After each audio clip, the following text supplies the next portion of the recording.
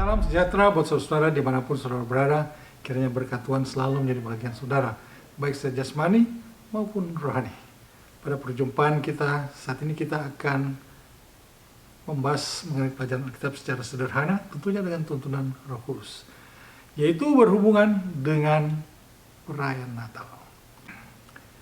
Perayaan Natal ini adalah satu hari khusus bagi umat Kristen yang merayakan setiap akhir tahun. Walaupun di dalam Alkitab tidak mencatat ya, bahwa Yesus lahir tanggal 25 Desember, tetapi kebiasaan umat Kristen di seluruh dunia merayakan hari Natal di akhir tahun. Dan pada umumnya, apalagi pada waktu saya masih anak-anak, Natal ini menjadi satu hari yang menggembirakan, di mana hari Natal setiap orang Kristen, anak-anak khususnya, merindukan pakaian yang baru, sepatu yang baru, ya, makanan yang berlimpah, kue-kue yang berlimpah, minuman, dan lain sebagainya. Nah, itulah yang membuat Natal bagi anak-anak kecil adalah suatu hari yang begitu bahagia, begitu menyenangkan. Nah, sekarang dalam kehidupan spiritual, perayaan Natal ini mempunyai efek dalam kehidupan kerohanian umat Kristiani umumnya, walaupun ada yang masih tetap berpegang pada prinsip-prinsip kebenaran. Mari kita lihat beberapa statistik yang menunjukkan bagaimana umat Kristiani ya menyambut Natal dengan membelanjakan uang mereka untuk kebutuhan Natal. Dan grafik ini mungkin gambaran tidak terlalu sempurna, tetapi grafik ini dapat menunjukkan bagaimana pengeluaran dilakukan oleh orang-orang umat Kristiani yang merayakan Natal, khususnya di Amerika Serikat. Dikatakan di sini bahwa pengeluaran pada tahun 2022, total pengeluaran hari raya tersebut atau hari besar umat Kristiani Natal atau pengeluaran perayaan Natal itu mencapai 936,3 billion. Itu tahun 2022. Dan pengeluaran yang dilakukan oleh umat Kristiani dari tahun ke tahun cenderung meningkat. Dan pengeluaran tahun 2022 ini ya 2 kali lipat dibandingkan dengan pengeluaran pada tahun 2004. Seperti yang terlihat di dalam grafik ini, yaitu sekitar 936 billion poin 3 dibandingkan dengan tahun 2004, yaitu sekitar 467 billion poin 2. Kemudian, kalau kita bagi dalam kelompok umur, ya, mereka belanjakan ya, pada hari Natal atau menjelang hari Natal atau yang berhubungan dengan perayaan Natal, yaitu antara 8 sampai 24 tahun, 25 sampai 34 tahun, 35 sampai 44 tahun, 45 sampai 50 tahun, 55 tahun, 54 tahun, dan seterusnya. Ada beberapa kategori kelompok umur ini, ya. Yang paling rendah mereka melakukan pengeluaran sekitar $700 atau $600, yaitu kelompok umur 18 sampai 24 tahun di saat mereka menyambut Natal. Dan yang tertinggi di sini adalah umur 45 sampai 54 tahun. Mereka mengeluarkan uang untuk menyambut atau memeriahkan perayaan Natal. Selanjutnya, di beberapa negara di dunia ini, di mana penduduk mereka merayakan Natal, grafik ini menunjukkan ya di Afrika, di Asia, di Eropa, dan di Amerika. Ya, kita lihat ini Cameroon, ya pengeluaran mereka sekitar $600 ya per kapita rata-rata, ya. Yang paling rendah itu Uganda, mungkin sekitar $60 sampai $70. Yang tertinggi adalah Kanada, orang Kristen, ya, orang Kristen pengikut Yesus Kristus. Umat Kristiani di Kanada bisa mengeluarkan uang untuk perayaan Natal mencapai $2.000 atau lebih. Sedangkan Amerika Serikat ya hanya mengeluarkan sekitar $1.250. ya, dibandingkan dengan Jerman cukup tinggi, hampir $1.500.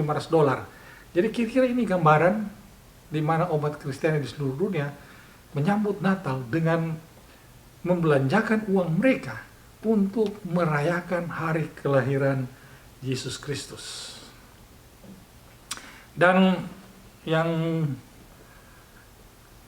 data berikutnya menunjukkan kapan mereka start melakukan pengeluaran, kapan mereka mulai melakukan pengeluaran untuk yang berhubungan dengan Natal. Ya, ada yang mulai dari bulan Oktober, ada November, ada Desember. Dan dikatakan di sini 1%, khususnya orang Amerika, ya, orang Kristen di Amerika membelanjakan uang mereka yang berhubungan dengan Natal setelah tahun baru atau di bulan Januari. Ya, unik bukan? Nah, itulah kira-kira gambaran bagaimana umat Kristiani di seluruh dunia yang merayakan Natal. Merayakan Natal itu tidak salah, tetapi pengaruh dari perayaan Natal itu dalam kehidupan spiritual umat Kristiani. Karena perayaan Natal dan Tahun Baru itu berdekatan. Setelah mereka merayakan Natal, mereka disuguhkan dengan acara-acara untuk menyambut Tahun Baru. Dan kita tahu, inilah kesempatan yang dimanfaatkan oleh orang-orang yang mencari keuntungan, mengeruk keuntungan sebesar-besarnya, agar mereka dapat memperoleh uang yang melimpah di saat hari-hari besar keagamaan tersebut. Nah, jadi hari raya keagamaan ini atau hari Natal ini ya adalah waktu yang mahal. Rata-rata orang Amerika Serikat karena mereka harus mengeluarkan uang mereka untuk menyambut Natal. Nah, perayaan Natal atau Christmas ini menjadi hari yang sangat mahal secara material, tetapi murah secara psikologis bagi umat Kristiani pada umumnya, walaupun ada beberapa yang memperhitungkannya, yang berhitung dengan hal itu. Kenapa? Kadang-kadang karena umat Kristiani pada bulan Desember itu mau mengeluarkan ya pendapatan mereka, menyisihkan pendapatan mereka untuk membelanjakan barang-barang yang berhubungan dengan Natal, apa saja mereka mau keluarkan. Ya, bahkan ada mungkin yang sampai habis, yang menggunakan kredit card, ya sampai kredit card penuh dan lain sebagainya, hanya untuk merayakan Natal sebagai suatu tradisi tahunan yang dilakukan oleh umat Kristiani. Nah, di sini saya katakan bahwa antara Natal dan Tahun Baru itu berdekatan. Inilah jebakan yang terjadi bagi umat Kristiani kalau kita tidak berhati-hati. Walaupun tidak semuanya, tetapi inilah jebakan ya yang bisa menjerat setiap umat Kristiani. Kenapa? Perayaan Natal ini menjadi suatu tradisi. Yang menjadi suatu tradisi di mana tradisi ini disambut dengan cara-cara yang begitu begitu mewah, ya, begitu mewah. Dan setelah mereka dengan khusyuk berbakti pada hari Natal, disambut dengan sambutan entertain, komersial atau advertising atau reklame atau iklan untuk menyambut tahun baru, di mana setiap event penyambutan tahun baru di situ pesta makan minum hura, ya, pesta hura-hura dan lain sebagainya. Seperti tidak terkendali, katakanlah demikian, sehingga makanan minuman yang berlimpah bahkan alkohol digunakan. Kita lihat, inilah jebakan yang kita harus waspadai. Karena Matius 24 ayat 37 dan 38 mengatakan, sebab sebagaimana halnya zaman Nuh, demikian pula halnya kelak pada kedatangan Anak Manusia. Sebab sebagaimana mereka pada zaman sebelum air bah itu makan dan minum, kawin dan mengawinkan sampai pada hari Nuh masuk ke dalam bahtera. Dan ini kecenderungan yang terjadi di akhir sejarah dunia ini. Di saat kita menantikan Yesus Kristus. Bahwa kecenderungan manusia makan, minum, dan kawin-mawin.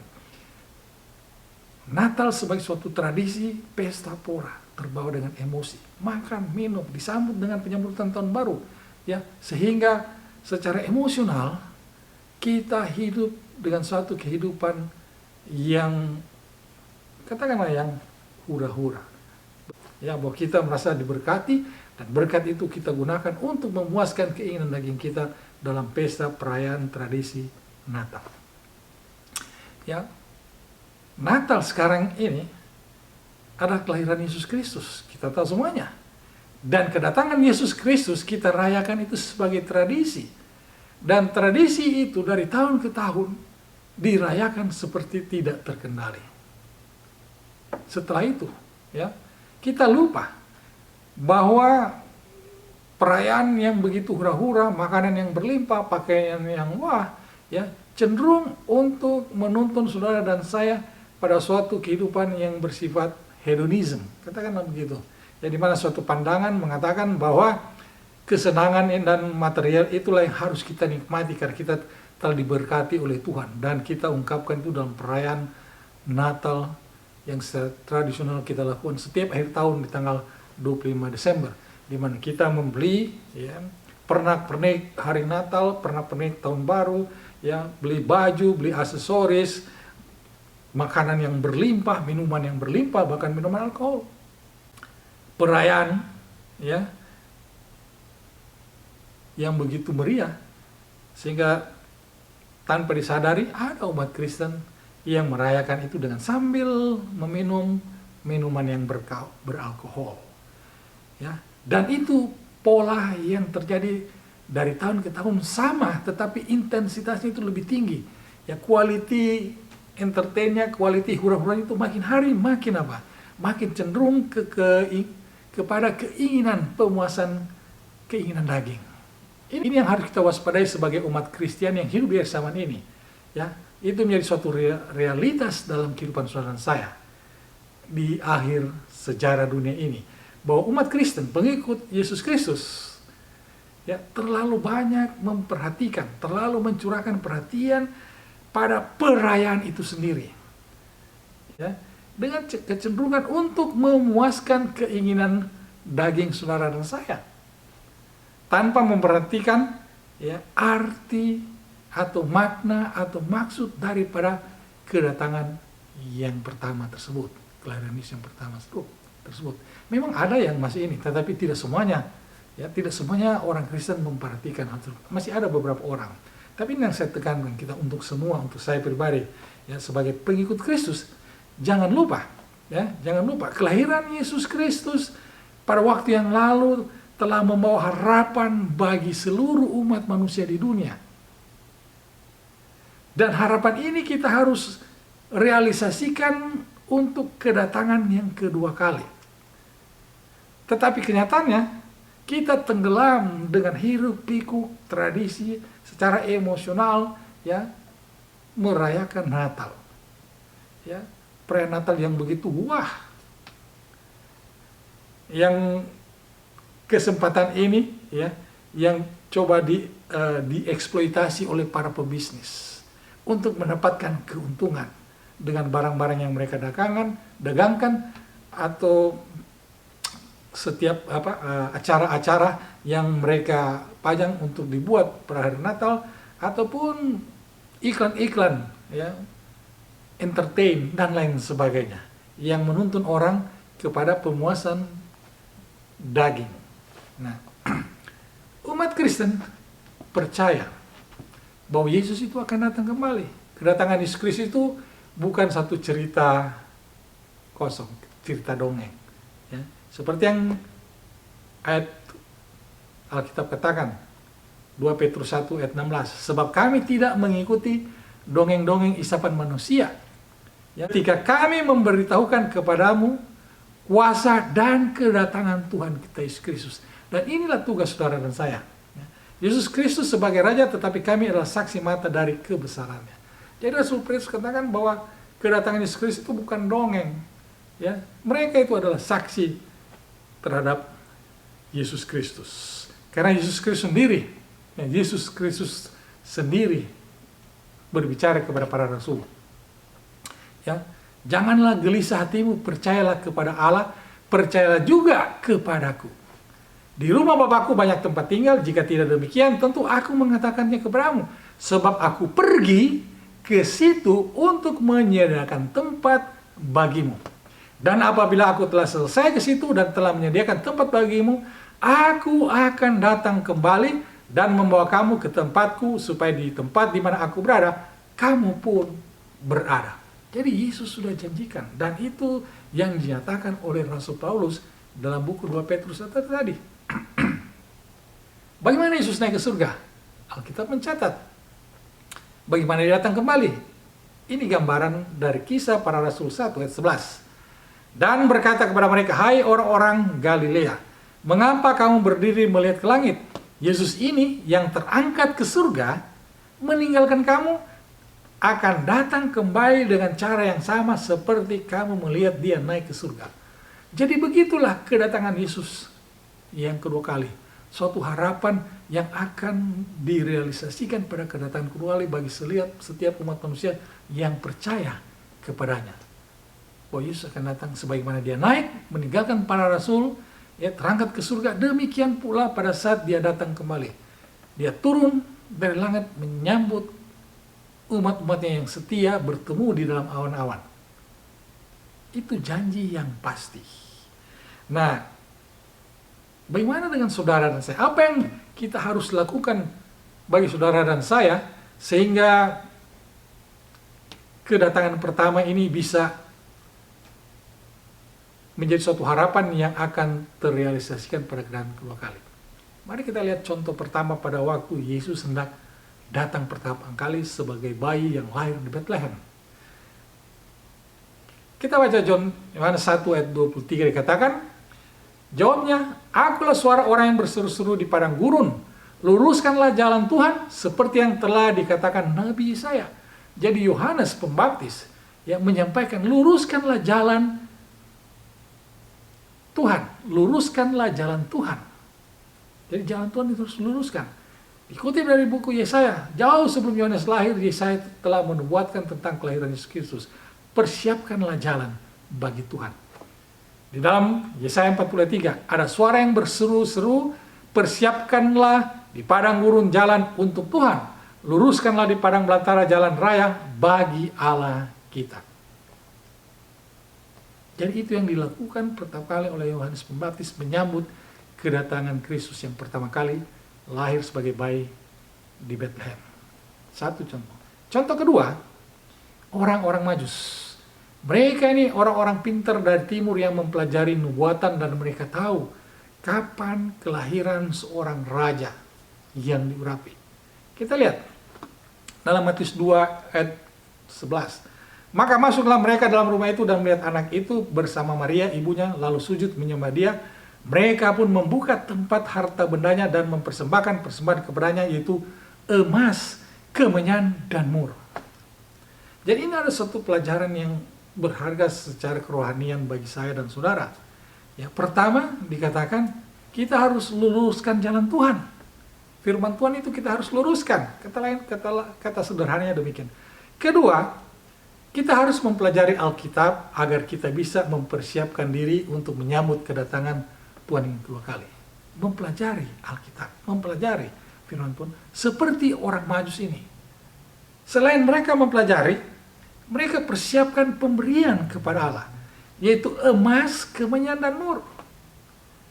Hubungan dengan kerohanian saudara saya bagaimana di akhir zaman ini? Mari kita lihat. Mempersiapkan jalan dan memberikan persembahan kepada Yesus. Apa Yesus perintahkan kepada saudara dan saya? Karena itu, pergilah, jadikanlah semua bangsa murid, baptislah mereka dalam nama Bapa, Anak, dan Roh Kudus. Dan ajarlah mereka melakukan segala sesuatu yang telah kuperintahkan kepadamu. Dan ketahuilah aku menyertai kamu senantiasa kepada akhir zaman. Artinya, orang Kristen itu harus memberitakan firman Tuhan dan mengajarkan firman Tuhan supaya setiap umat manusia yang berada di dunia ini mendapatkan kesempatan untuk menjambut kedatangan Kristus yang dua kali. Itu seperti yang Yohanes lakukan, mempersiapkan jalan Allah, jalan Tuhan bagi setiap umat manusia untuk datang bertemu dengan Sang Pencipta, Juru Selamat kita Yesus Kristus. Wahyu 14 ayat 6 dikatakan, dan aku melihat seorang malaikat lain terbang di tengah-tengah langit dan padanya ada Injil yang kekal untuk diberitakannya kepada mereka yang diam di atas bumi, dan kepada semua bangsa dan suku dan bahasa dan kaum. Jadi ini tugas pertama setiap orang Kristen yang ada di dunia ini, yang menerima Kristus sebagai juru selamat. Ya. Kita tidak tenggelam dengan apa? Perayaan sebagai suatu tradisi kelahiran Yesus Kristus tanggal 25. Alkitab tidak mencatat itu. Tetapi kita bersyukur kita bisa merayakan. Walaupun bukan tanggal 25 dia lahir. Tapi kita tidak tenggelam dengan apa? Tradisi perayaan itu. Tenggelam dengan pesta pora. Tenggelam dengan hiruk pikuk perayaan. Glamor. Ya, makan, minum. Pesta pora. Tidak. Tetapi kita mempersiapkan diri. Dikatakan ya, meluruskan jalan Allah. Memberitakan kepada semua bangsa, suku dan bahasa tentang Injil kekal itu. Wahyu 14 ayat 6 dan Matius 28 ayat 19 sampai 20. Apa pemberian saudara dan saya? Sebagaimana orang Majus, mereka memberikan ya, emas, kemenyan dan mur. Saudara dan saya bagaimana?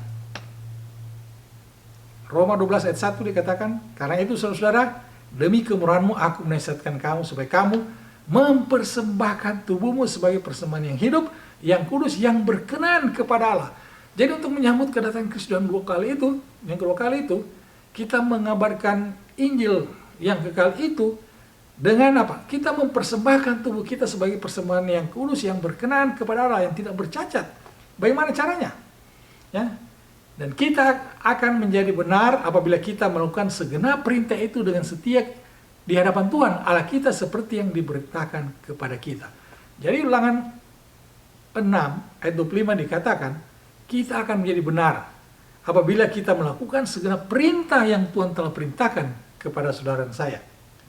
Ya, yaitu apa? Kebenaran Tuhan.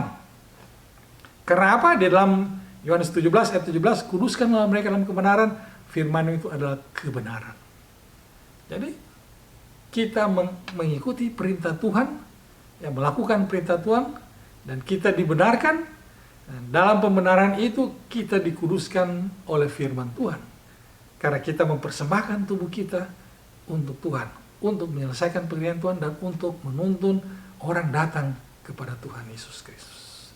Meluruskan jalan Tuhan. Tugas saudara dan saya. Jangan kita terbawa dengan hiruk pikuk pesta pora Natal.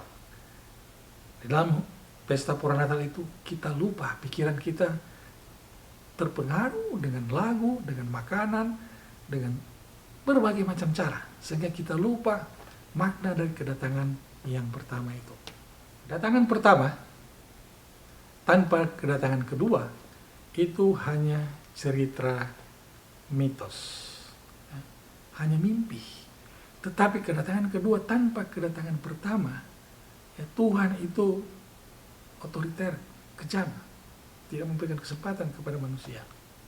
Tetapi dia datang pertama kali untuk membawa harapan kepada saudara saya. Kedatangan kedua kali untuk merealisasikan, menyatakan harapan itu bahwa kita akan hidup bersama dengan dia selama-lamanya. Itulah pesan yang ingin kami sampaikan, yang ingin saya bagikan kepada saudara saya. Jadi, secara singkat, kita mempersembahkan tubuh kita kepada Yesus Kristus sebagai persembahan yang berkenan, yang tidak bercacat, ya, dengan mengikuti perintah-perintahnya, dan perintah-perintahnya itu benar, dalam kebenaran firman Tuhan itu kita dikuduskan.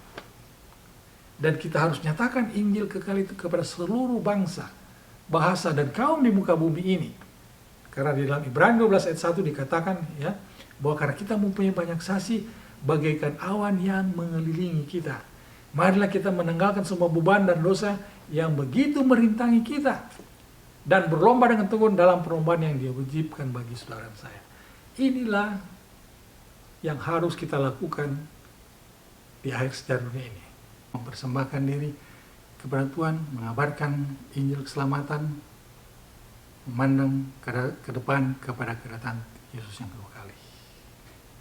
Demikianlah pelajaran singkat yang bisa saya bagikan secara singkat di dalam pada saat ini. Terima kasih. Tuhan memberkati dalam nama Yesus Kristus. Amin.